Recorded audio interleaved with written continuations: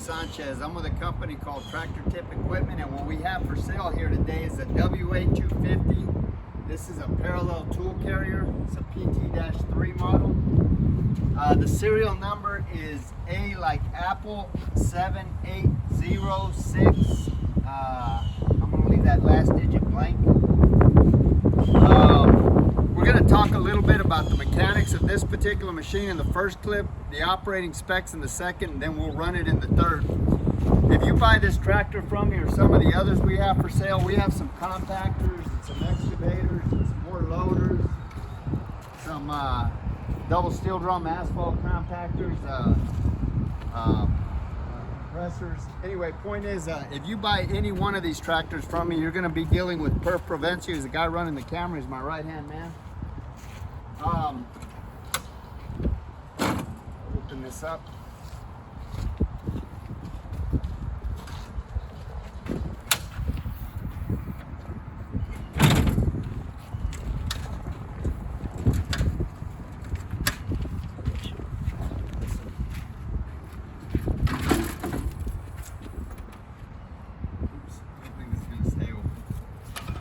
So,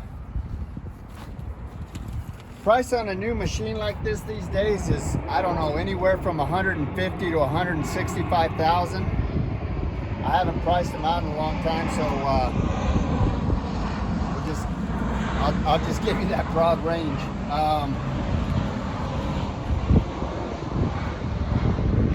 The comparable machines are like John Deere 544, maybe a 524, a Cat 928, a Volvo L60. This machine currently has 3,072 hours on it. The widest point are actually those tires right there. Those tires are 8 foot 1 inch, one side to the other. That's the widest point. But if this bucket is on, this bucket is a larger than standard bucket. So this bucket is 9 foot wide, okay? That would be your widest point. The tallest point is the top of that cab is 10 foot 6 inches. The transportation link from the front of that tooth on that loader bucket to the end of this counterweight right here is 23 feet. As far as manufacturers go, I don't think this is going to stay up. We'll just leave it down. Komatsu is number 2 in the world of heavy construction mining equipment. I really do believe that they build the best machine out there.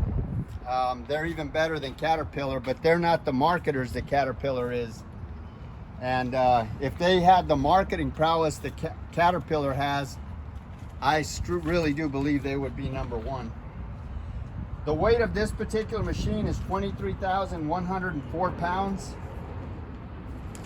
As far as options go, this machine has got it's got auxiliary hydraulics. It's got a quick coupler.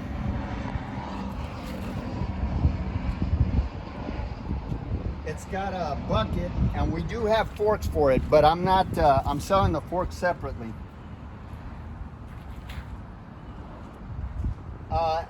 As with all loaders, this loader is 4-wheel drive. That's usually not an option with wheel loaders. Most of them are 4-wheel drive, just saying. It also has it's got an enclosed cab. The AC blows cool but not cold. This engine right here, this engine is a Komatsu S6D102E engine. Now they have used this engine, this exact engine. Well, they'd make some modifications for it, which is another thing I should add. This machine is a pre-emissions engine. I mean, it is considered a tier 2 engine, but you don't have any of those, the fuel rail system. There's no DEF fluid, DEF filters, none of that shit that the problems these days with this equipment, it seems we're plagued with those problems. So this is just a plain Jane machine, and I mean that in the sense that there's none of that bullshit that seems to be giving us all trouble. I say it again. This machine is mechanically sound. There's no leaks on it. Everything works.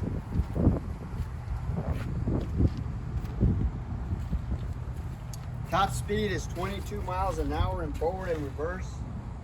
Brake stop it on a dime.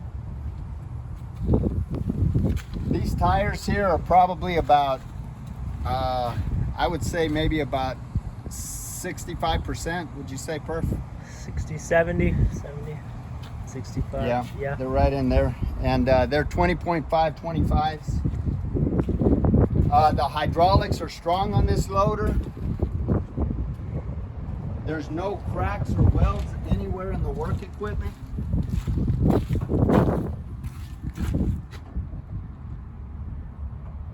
We probably should have cleaned it up a little bit, but we figured you want to see it in its working clothes. All of the pins and the bushings are relatively tight.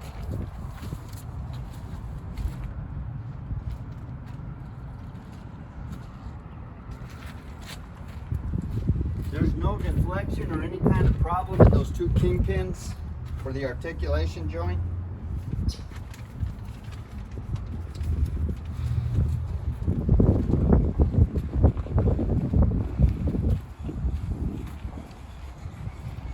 Again, this bucket is 9 foot wide. It's 4.5 foot tall. And it's 4 foot 5 inches deep. I would say that this is probably about a 3 1/4, maybe even as much as 3 1/2. What do you think, Perf? 3 1/2 sounds good to me. Sounds about right. Yeah, it's a big bucket, and this loader handles it no problem. Here in a little bit, we'll show you guys. We'll do a push test on this loader. This hinge pin right here, if you were loading into a dumpster, the maximum hinge pin height is 12 foot 1 inch. The static tip load of this loader, which is basically the hydraulics on this machine are so powerful that the machine, the ass end of the machine will actually pick up before the hydraulics give out. So your lifting capacity is limited to the weight opposite this fulcrum here. And in this case, it's right at 20,000 pounds for this loader. This loader, the breakout force is 21,000 pounds. Like I say, everything on this loader works. The AC blows cool, but not real cold. Perf, you want to add anything? You know, being a Komatsu, it's a name brand comparator for a reason. Yeah, it is a well-known brand. These Komatsus, the WA200s, WA250s, WA320s, as far as I'm concerned, and you can look at my other videos. I mean, I'm a kind of a self-proclaimed expert, but I'm telling you, or this audience, that Komatsu builds absolutely, positively, unequivocally, without a shadow of a doubt. They build the best loader in that size, from WA200, WA250. They got a 270 and they have a 320, and that in those sizes, Komatsu is the best. So you're buying a good machine with this loader. We're gonna go ahead and run it in the next clip, and away we go. All right, so the width on these is 5 foot 4 inches, more or less. The height is about 4 foot 2 inches. And these are 5 foot forks. I've already measured them, but I'll just do it just because they're 5 foot forks. They're 5 foot forks. All right, this is my nephew. He's going to explain to us the controls. Go ahead, Perf. Well, not a whole lot to mention. I'll start off by saying that this is the quick coupler of the lock and unlock mechanism. in order to push the pins in, it has to be in the lock position, and then you work this lever here.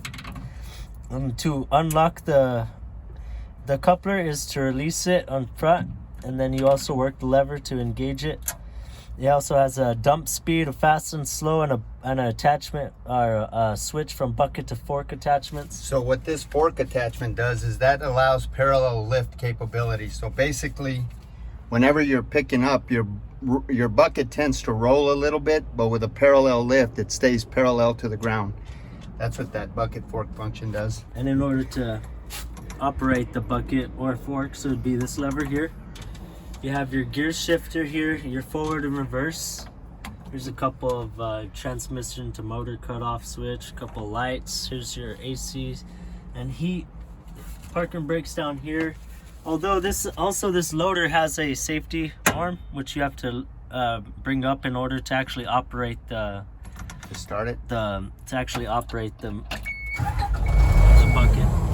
So this is down. I'm unable to move it. Pick it up.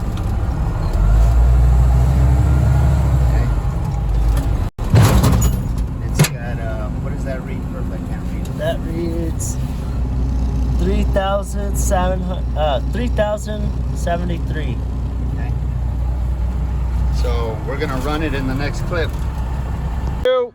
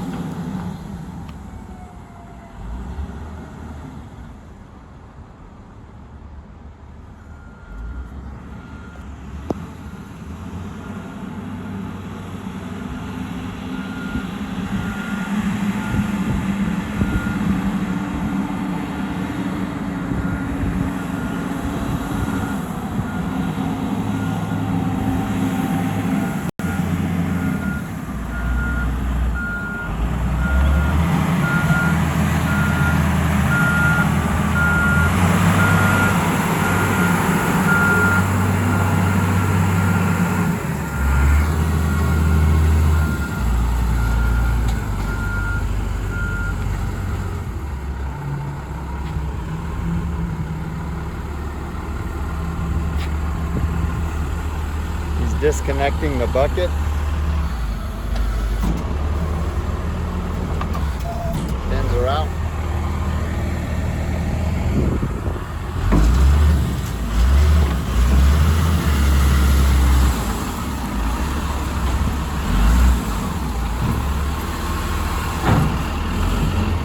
Watch this mud.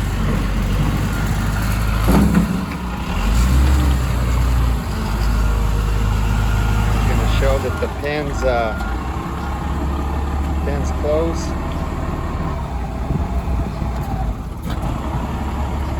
There's the other one. He's going to open them. He's going to pick up this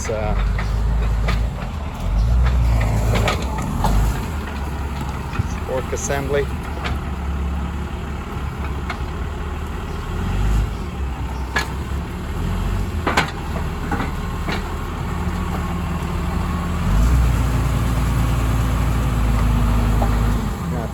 You're good.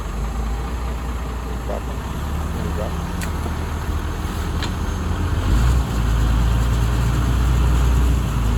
Pick that up. Now he's going to grab the bucket.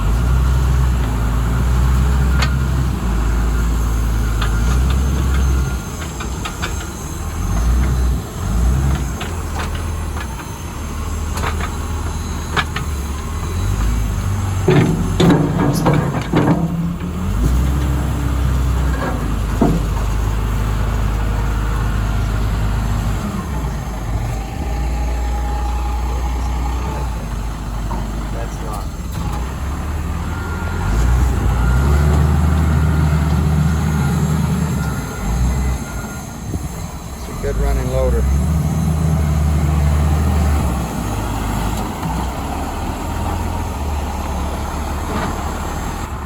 Alright, we're going to do a push test. This is a quick acid test to show that this machine's got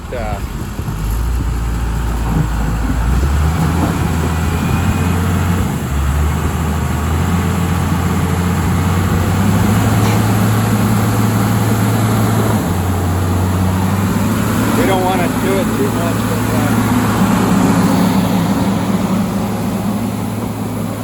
just to show you that the machine's got plenty of power. We'll back drag this and clean those little ruts up.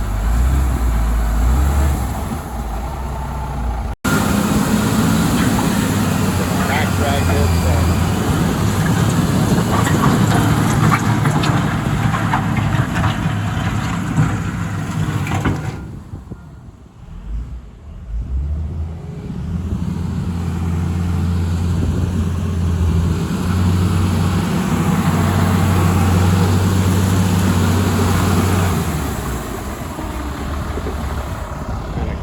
Our tracks there.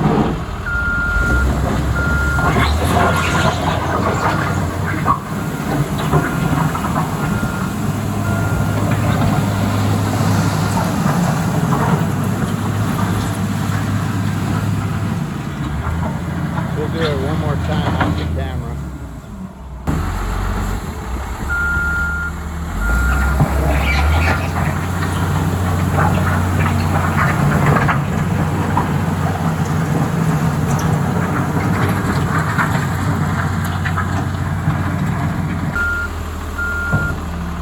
Just for the heck of it, we'll do it one more time.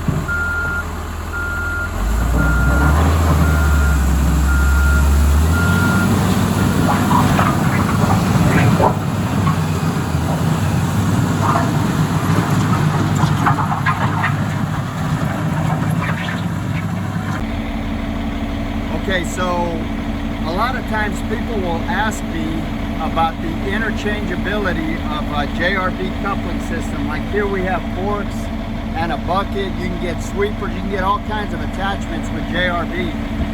Now the answer to that question is usually yes and no. Now it depends on the size of the machine. In this case here, we've got this Kawasaki here weighs about 29,000 pounds. Okay? This is a coupler and a bucket for that Kawasaki. This right here is for a John Deere 544K, which also weighs about 29,000 pounds.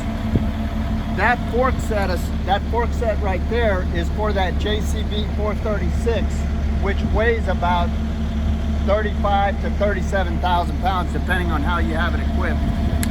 So the point that I'm trying to make here, and I'm going to make this video for illustrative purposes, is that from the coupler face forward, what you want to measure is the distance between these ear groupings here.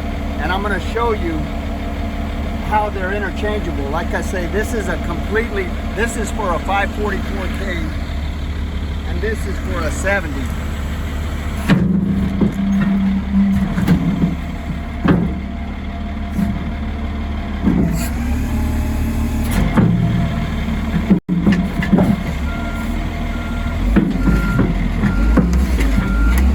Okay.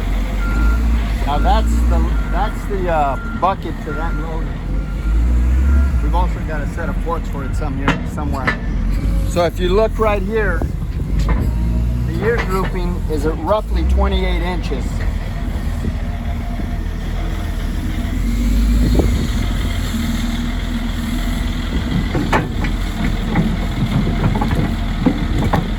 Now, if you look right there, see that is going to line up right there.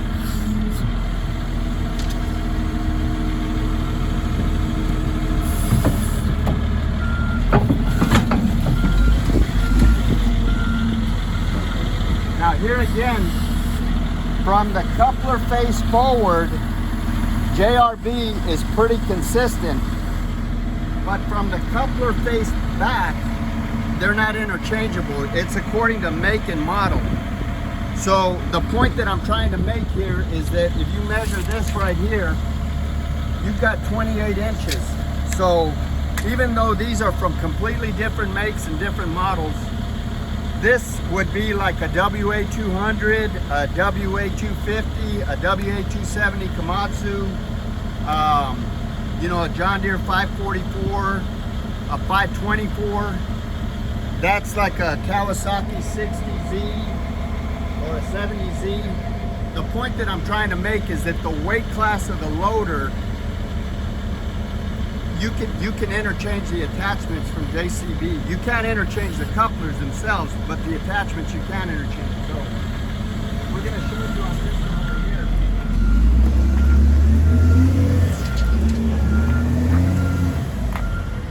This is 36 inches, so it's not going to line up because this is a different weight class machine. So just for illustrative purposes, we know it's not going to work.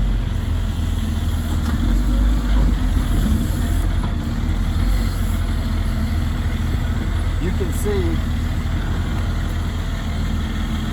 these are your grab points here for those hooks. It's not going to work.